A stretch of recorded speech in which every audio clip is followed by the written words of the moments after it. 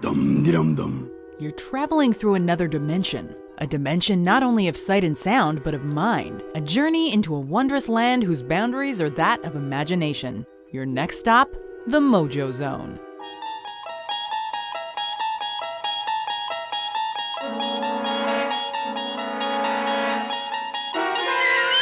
Welcome to WatchMojo.com, and today we'll be opening up our time capsule to tell you what happened this week in history, October 28th through November 3rd.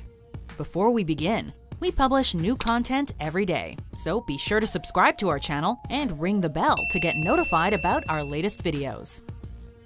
For this list, we're scouring our memory banks and the history books to find 10 interesting stories that'll make you say, "Oh yeah, I remember that." Be sure to keep an eye on our community tab to vote for your favorite memories on upcoming episodes. For this episode, over 150,000 of you guys voted, so thanks, keep them coming.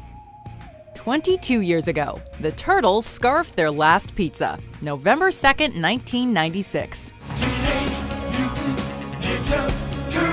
When you think about it, the Teenage Mutant Ninja Turtles were an improbable hit. Humanoid turtles named after Renaissance painters who live in the sewers? It doesn't sound like a shoo-in for success. But these heroes in a half-shell became a staple of the late 80s and 90s, with the original animated series running for 193 episodes until the 10th season finale on November 2nd, 1996. What? Heck, they were half the reason we ate so much pizza. Originally airing a shocking and makes us feel old 22 years ago, their last episode had them being recognized by Splinter as equals. But Splinter, he'll always be sensei to us. You are truly exceptional students, and I am proud to be your equal. You mean proud to be our sensei, don't you? Sensei means leader or guide, but you no longer need a guide. 42 years ago, Carrie bloodies up theater screens, November 3rd, 1976. They're all gonna laugh at you! Nowadays, screen adaptations of Stephen King novels are a dime a dozen. And while some are brilliant masterpieces, landmark films, and instant classics, others are best left forgotten. Carrie, come on!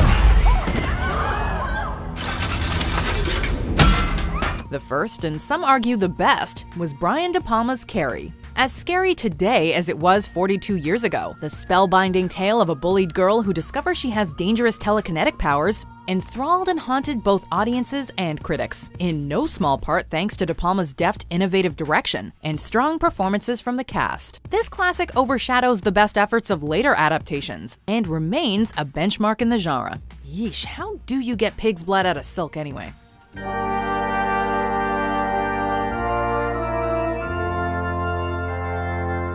10 years ago, T.I. does Whatever You Like, November 1st, 2008. A decade ago, yeah, that's 10 whole years, rapper T.I. gave us Whatever You Like. And listeners didn't just like it, they loved it. Promising riches to a girl with a brain so good because school she went to college, the pop rap track was the lead single from T.I.'s album Paper Trail, and first reached #1 in September.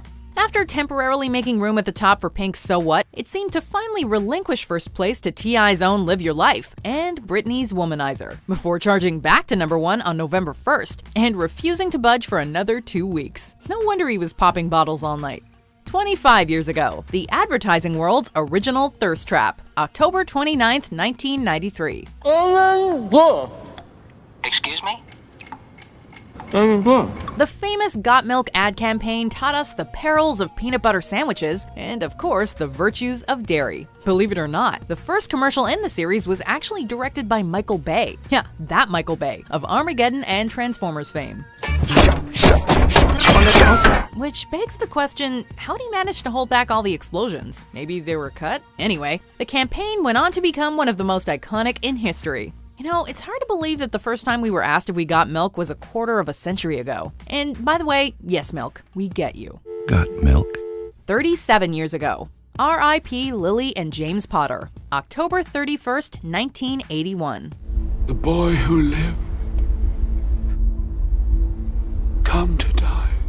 In the world of fiction, it's a week of both birthdays and, sadly, untimely demises. This Halloween 37 years ago, Voldemort arrived in Godric's Hollow hoping to kill a young Harry Potter. The Dark Lord used the killing curse to murder first Harry's father James, and then his mother Lily. But as the words of Avada Kedavra hung in the air over baby Harry, the wizard's spell encountered unexpected resistance, created by Lily's self-sacrifice. Her love saved Harry, and destroyed Voldemort's corporeal form. And the rest, as we know, is history. You're a wizard, Harry. I'm a what? A wizard. 80 years ago, the radio scared the out of people. October 30th, 1938. 80 years ago, aliens landed in New Jersey. Or at least that's what was announced over the CBS radio network. October 30th, 1938, actor Orson Welles performed an adaptation of the classic novel by H.G. Wells, no relation. However, Orson's take on the War of the Worlds was in the form of news bulletins, causing many listeners to panic, thinking the broadcast was real. They thought Martians had really attacked. Although, why aliens would pick rural New Jersey as their first point of contact is anyone's guess. The program caused outrage and calls for legal action, because how could people possibly be expected to realize that an alien invasion from Mars was fictional? The Martians are coming this way. We must evacuate the city. Take food and water and extra clothing with you. Who knows how many years ago? Happy birthday, Sid. November 2nd. I can't stand it. Gotta eat cookie now. C is for cookie, and many of us have Cookie Monster to thank for that fundamental knowledge. The 2nd of November is the monster otherwise known as Sid's birthday. And since he debuted on the first episode of Sesame Street in 1969, the confection addict is turning at least 49. It's been a long road, and the Muppet superstar reports having had some crazy times as the Robert Downey Jr. of cookies, but now acknowledges, on camera at least, that cookies are a sometimes food. Your feet make me think of cookies. Your nose is a cookie to me. The lamppost is cookies for me. He shares this week of birthdays with Beavis of Beavis and Butthead, who turns 39 on October 28th, and Alf, who on the same day as Beavis hits an impressive 262. Cookies, chronic, and cats for all. How you doing, Lucky? See? No problem. 12 years ago, the pumpkin dance is breaking news. October 31st, 2006.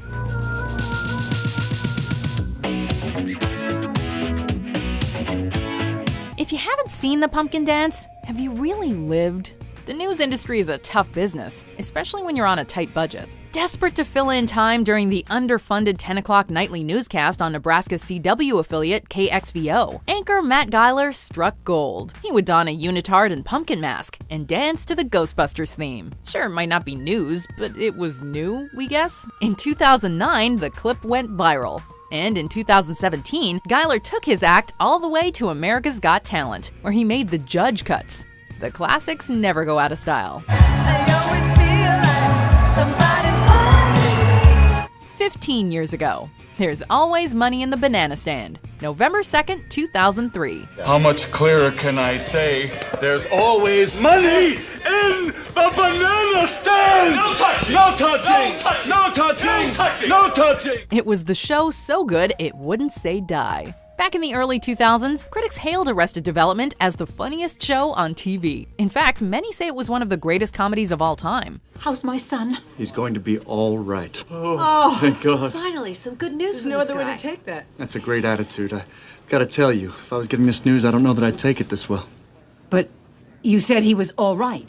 Yes, he's lost his left hand, so he's going to be all right. You son of a bitch! Its witty dialogue and absurd, larger-than-life characters were influential beyond the show's original 3-season run. So much so that it returned for an encore in 2013, and again in 2018. Speaking of mothers, let me give that oatmeal some brown sugar. My wife, you bastard! With a whopping 25 Emmy Award nominations and 6 wins, the show has achieved lasting popularity despite all the cancellations, as audiences clamor for more Bluth family antics. Let's all celebrate with a chicken dance. Has anyone in this family ever even seen a chicken? 75 years ago, The Philadelphia experiment messes with space-time. October 28, 1943. The consequences of that could be disastrous. Don't screw with the space-time continuum. Everyone knows that. But according to mysterious letters received by astronomer and ufologist Morris K. Jessup in 1955, that is just what the U.S. Navy did at the Philadelphia Naval Shipyard on October 28, 1943. According to these letters and subsequent conspiracy theories, their top-secret experiment turned the USS Eldridge invisible, then teleported the ship around the country and even to another dimension. They opened a hole in time, and it stayed open.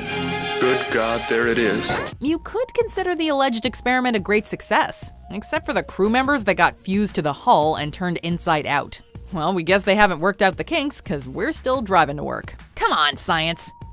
Do you agree with our picks? Check out these other great clips from WatchMojo, and be sure to subscribe and ring the bell to be notified about our latest videos.